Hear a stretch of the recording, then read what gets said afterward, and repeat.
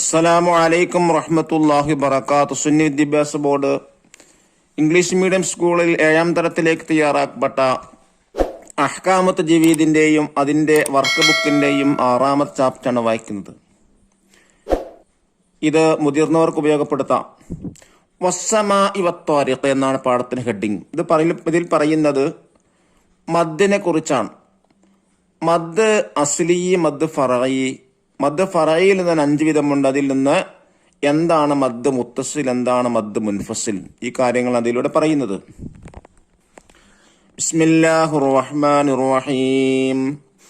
വസ്സമാഇ വത്വാരിഖ് വമാ അദ്റാക മത്വാരിഖ് النجم الثاقب إن كل نفس لما عليها حافظ فلينظر الإنسان مما خلق من ماء دافق يخرج من بين الصلب والترائب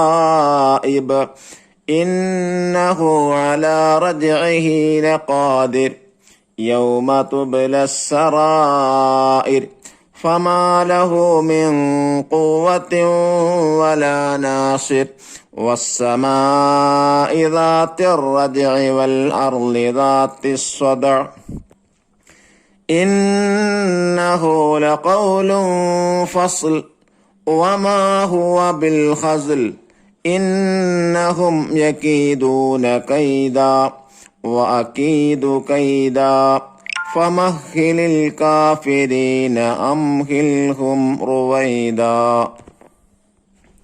ഈ സൂറത്തിലുള്ള മദ് ഫറഈ കണ്ടെത്താമോ? ഉസ്താദ് ചോദിച്ചു. അസ്ലിയായ മദ്ദിനേക്കാൾ കൂടുതൽ നീട്ടിയ പദങ്ങൾ താഴെ കൊടുത്ത കള്ളികളിൽ എഴുതുക. വസ്സമാഇ വമാ അദ്റാക മിമ്മാ വത്തറായിബ് അസ്സറായിർ വസ്സമായി. ഇങ്ങനെ 6 സ്ഥലങ്ങളിലാണ് മദ് അസ്ലിയേക്കാൾ നീട്ടിയ മദ്ദുള്ളത്. ഉസ്താദ്, ഈ പദങ്ങളിൽ കൂടുതൽ നീട്ടി പാരായണം ചെയ്യാൻ കാരണമെന്ത്? കുട്ടികൾ, മദ്ദക്ഷരത്തിന് ശേഷം ഹംസ വന്നതുകൊണ്ട്. അഹ്സൻതും.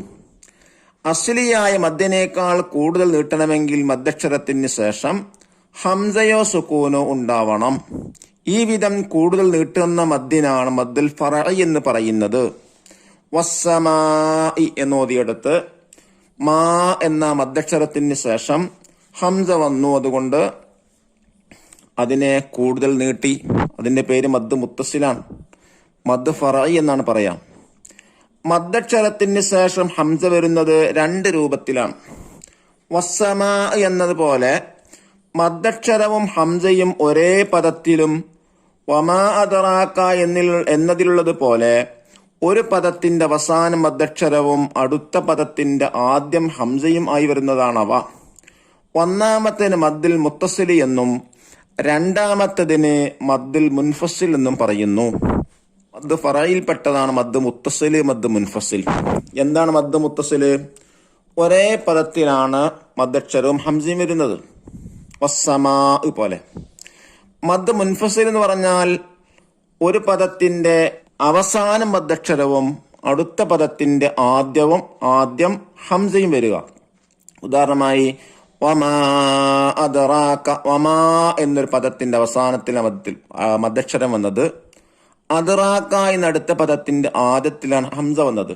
ഇതിന് മദ് മുൻഫസിൽ എന്നാണ് പറയുന്നത്. അൽ മദ്ദുൽ മുത്തസിലിന് അൽ മദ്ദുൽ വാജിബി എന്നും പേരുണ്ട്.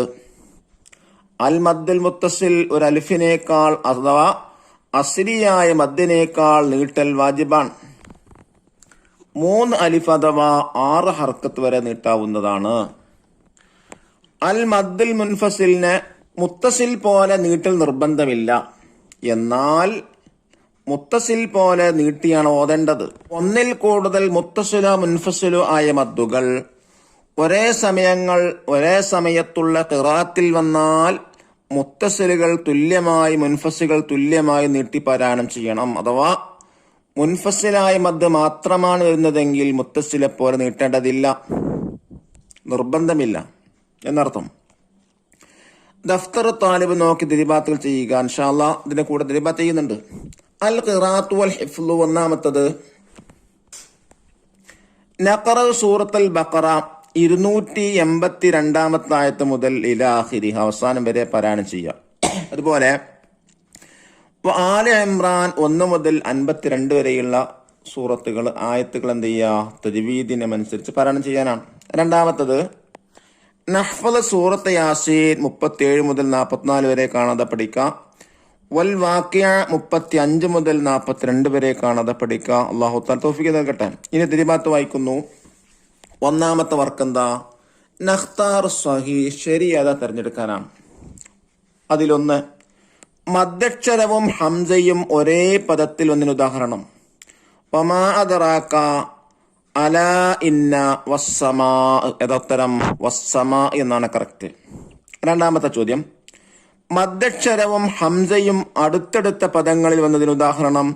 ബിമാ ഉർസിൽതും ഷാ ജസാ. ഏതാണ് ഉത്തരം? ബിമാ ഉർസിൽതു എന്നാണ്. 2 പദങ്ങളിലായിട്ട് വന്നിട്ടുള്ളത്.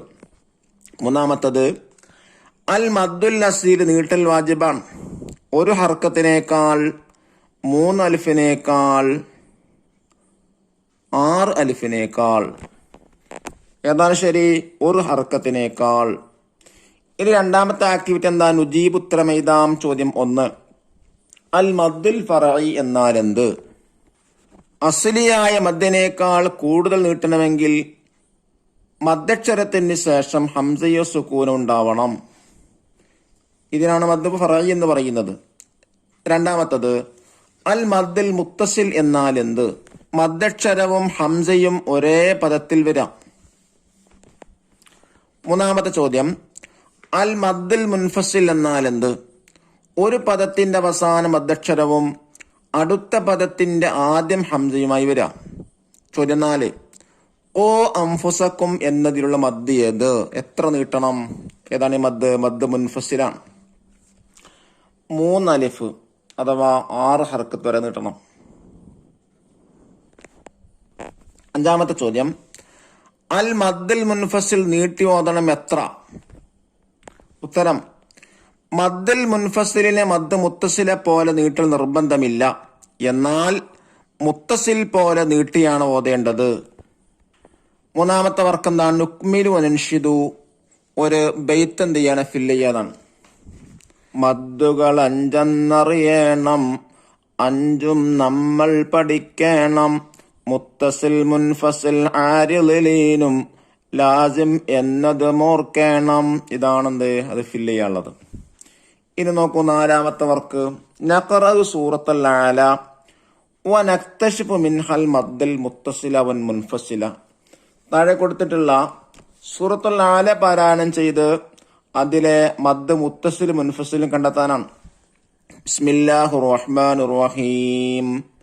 സബ്ബിഹ് ഇസ്മ റബ്ബികൽ അഅല അല്ലദീ ഖലഖ ഫസവ്വാ വല്ലദീ ഖദ്ദറ ഫഹദാ വല്ലദീ അഖ്റജൽ മർഅ ഫജഅലഹു ഗുസാഅൻ അഹ്വാ സനുഖ്രിഉക ഫലാ തൻസാ ഇല്ലാ മാ ശാഅ അല്ലാഹു ഇന്നഹു യഅലമുൽ ജഹ്റ വമാ യഖ്ഫാ വനുയസ്സിറുക ലിൽയുസ്റാ ഫദക്കിർ ഇൻ നഫഅത്തിൽ ദിക്റാ സയദ്ദക്കറു മൻ യഖ്ശാ ويتجنبها الأشقى الذي يصلى النار الكبرى ثم لا يموت فيها ولا يحيا قد أفلح من تزكى وذكر اسم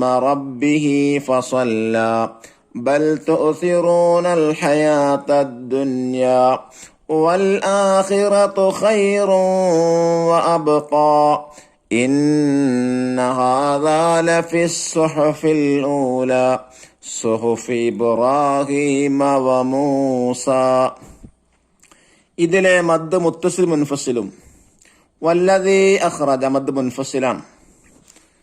രണ്ട് പദത്തിൽ വന്നതുകൊണ്ട് ഓസാ മദ് മുത്തസിലാണ്, ഒറ്റ പദത്തില് മദ്ദക്ഷരം ഹംസയും വന്നു. മൂന്നാമത് ഇല്ലാ മാ ഷാ ഷാ അല്ലാഹ്, അവിടെ മദ് മുത്തസിലാണ്, ഒരു പദത്തിലാണ് മദ്ദക്ഷരം ഹംസം വന്നത്.